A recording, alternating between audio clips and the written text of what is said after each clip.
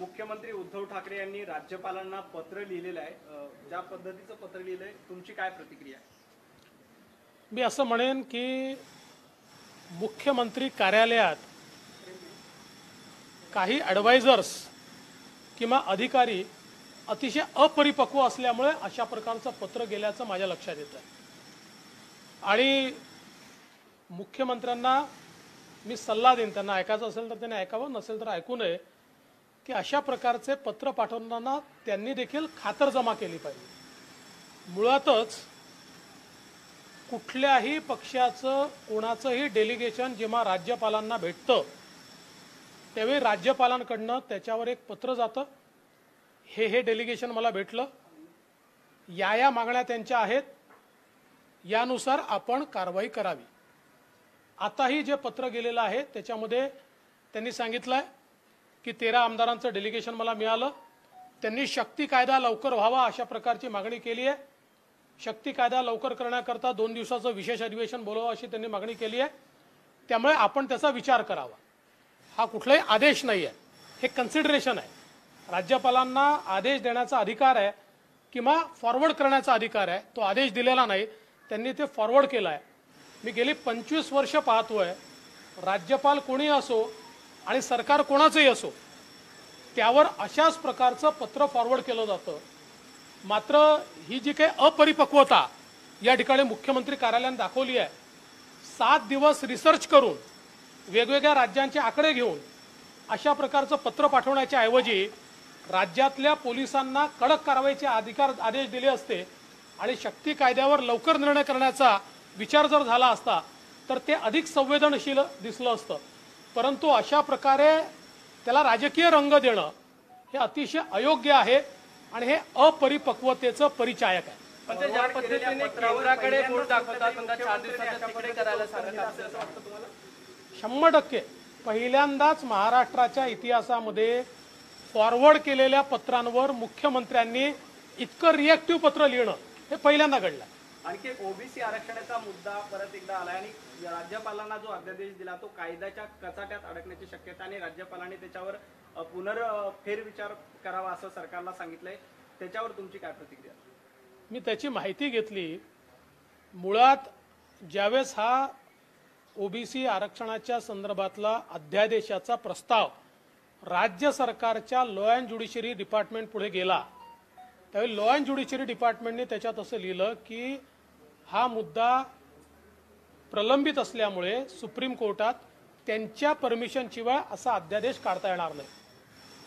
आता ज्यावेळेस असं लॉ अँड ज्युडिशरी लिहितं त्यावेळी जर तुम्हाला अध्यादेश काढायचा असेल तर त्याच्यावर एजीचं ओपिनियन घेऊन लॉ अँड ज्युडिशरीनी मांडलेला मुद्दा कसा चुकीचा आहे हा त्या ठिकाणी एजींच्या माध्यमातून तुम्हाला ते ओपिनियन घ्यावं लागतं आणि त्यानंतरच त्याच्यावर अध्यादेश निघतो। अन्यथा अशा प्रकारचा अध्यादेश 5 मिनिटात कोर्ट स्थगित करू शकतो।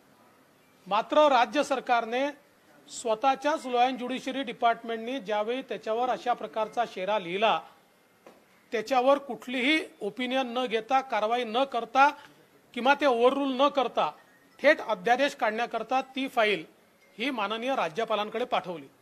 त्यावेळी माननीय राज्यपालांनी ते जे ओपिनियन आहे जे महाराष्ट्र सरकारच्या लॉ अँड ज्युडिशरी डिपार्टमेंटने दिलंय की अध्यादेश टिकणार नाही, ते अधोरेखित करून याच्यावर काय उपाय आहे हे तुम्ही मला सुचवा असं त्या ठिकाणी पाठवलेलं आहे। म्हणजे राज्याच्या हिताचं पाठवलं आहे, ओबीसी समाजाच्या हिताचं पाठवलं आहे।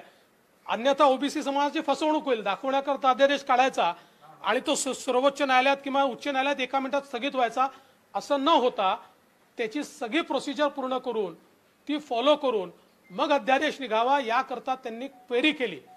त्या क्वेरीचं उत्तर देण्याच्या ऐवजी महाविकास आघाडीतले मंत्री हे ज्या प्रकारे त्याच्यावर रिएक्शन देत आहेत याचा अर्थ त्यांच्या मनामध्ये ओबीसींना फसवणं आहे, केवळ दाखवण्याकरता हे करायचं आहे।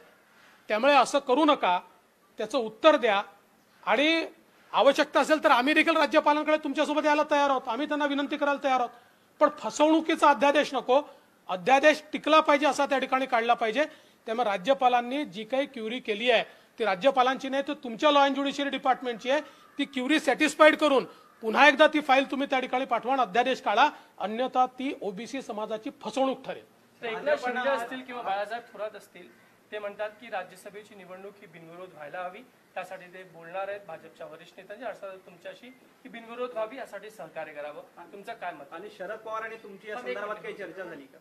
नाही, अजून माझी पवार साहेबांची या संदर्भात कुठली चर्चा झाली नाही. त्या नेत्यांनी जे म्हटलेलं आहे, आमच्या पक्षामध्ये मी काही एकटा निर्णय करत नाही. त्यामुळे आमच्या पक्षामध्ये जे काही पक्षाचं आमचं इथली कोर कमिटी आहे, त्या कोर कमिटीशी मी चर्चा करेन. त्याच्या आधारावर निर्णय होऊ शकतील. आता तरी कोर कमिटीने लढवायचा निर्णय घेतला आणि त्यामुळे आम्ही फॉर्म भरलेला आहे. भाजपचा अंकांचं गणित जुळत नाही असं आहे, पण अशा स्थितीमध्ये मग भाजप का उमेदवारी लढते असाही सवाल महाविकास आघाडीकडनं केला जातोय. कारण बिनविरोध व्हावी अशी त्यांची अपेक्षा आहे का? राजीव सातवांच्या निधनानंतर बिनविरोध जर व्हायची असेल तर त्यांनी तसा प्रयत्न जरूर करावा. आम्हाला प्रतिप्रश्न विचारून कशी बिनविरोध होईल? भारतीय जनता पक्षाने जर फॉर्म भरला असेल तर काही विचार करून भरला असेल. त्यामुळे आमच्या कोर कमिटीने विचारपूर्वक तो भरलाय. समजा उद्या असं ठरवलं आम्ही की नाही लढायचं, तर तेही कोर कमिटी ठरवेल. सर, प्रभाग रचना होऊ शकते, मुंबई महापालिकेत फेररचना होऊ शकते, त्याबद्दल तुम्ही कशा पद्धतीने बघता? मुळात या संदर्भामध्ये तुम्ही जो निर्णय घेतला होता तो बदलला गेला आणि कालांतराने परत आता तो बदलला जातो. असं आहे की ज्यावेळी प्रभाग रचनेचा निर्णय बदलला होता त्यावेळीच मी समजावून सांगितलं होतं की प्रभाग रचना करण्याच्या मागची भूमिका काय आहे, त्याच्या मागचा रॅशनल काय आहे. पण त्यावेळेस सरकारला ते नको होतं, त्यामुळे सरकारने केलं नाही. आता पुन्हा प्रभाग रचनेमध्ये त्यांच्यात विसंवाद आहे. 3 पक्षांची 3 मतं आहेत. निर्णय तर होऊ द्या, मग आपण रिएक्शन देऊ. देखिए, राज्यपाल जी ने जो पत्र लिखा ये रूटीन पत्र है. मैं ऐसा मानता हूं कि इसको दिया गया जवाब ये चीफ मिनिस्टर ऑफिस की इमैच्योरिटी दिखाने वाला जवाब है.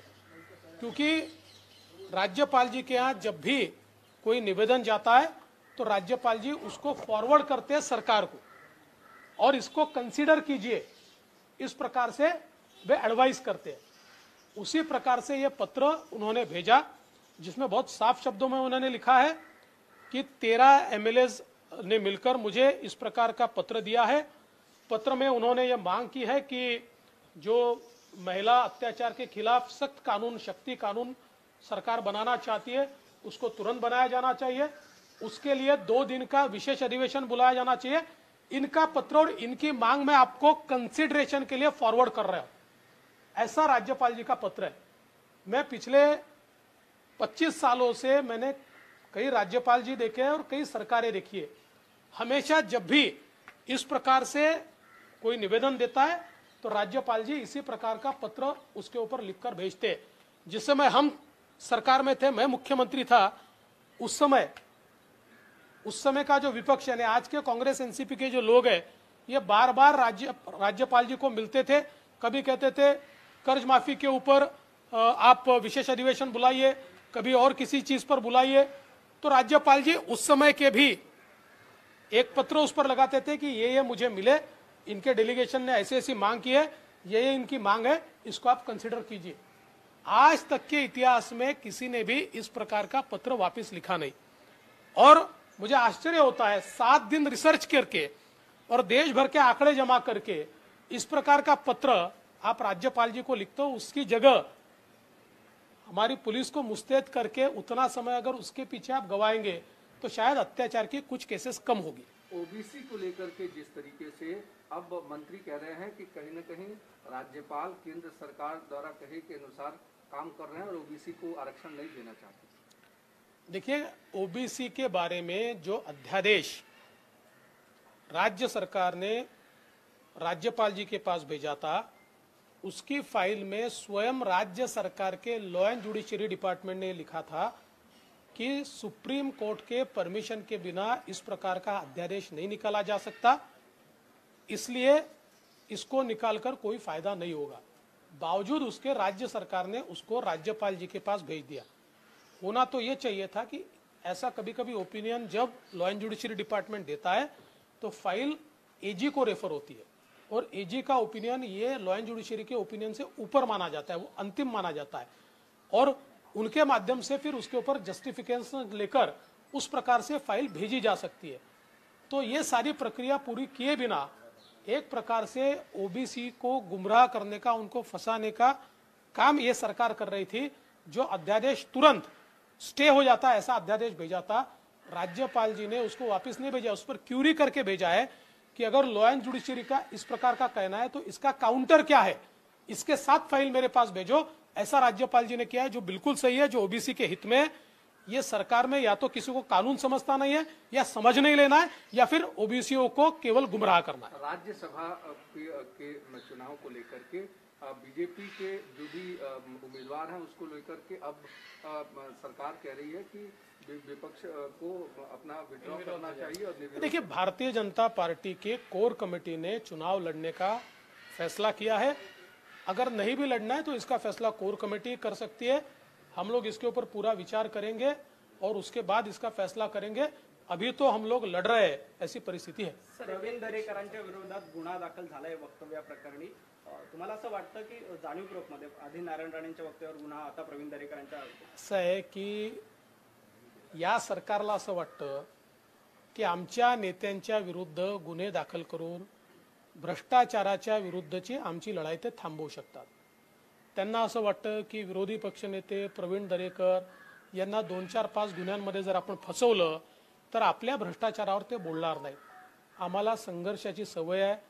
5 नाही 10 गुन्हे तुम्ही दाखल केले तरी देखील आम्ही त्या ठिकाणी बोलतच राहणार आहोत। फक्त माझी एकच अपेक्षा महाराष्ट्राच्या पोलिसांकडनं आहे।